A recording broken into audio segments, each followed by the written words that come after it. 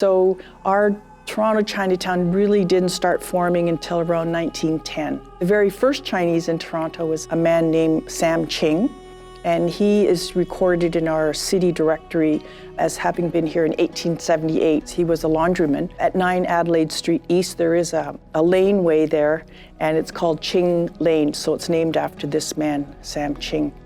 What more do we know about this man except what's recorded in our city directory? Nothing, because we don't know his Chinese name. Because he came up and opened a laundry, there's a theory that he actually came up from the States with already having had some laundry skills and then opened up in Toronto. A big challenge for the early records in the government is how do you transliterate a Chinese name into English? So we're not even sure if last name was really Ching or was Chan, or we're not sure. Sam was a common name given because a lot of Chinese men were given names like Sam or John, as opposed to that was really their name. So what happened to Sam Ching, we don't know. So our early Chinatown, our first Chinatown, started off very, very modestly, just with a few stores. And we moved into what was called the Ward. It was formerly St. John's Ward, and it became known as the Ward.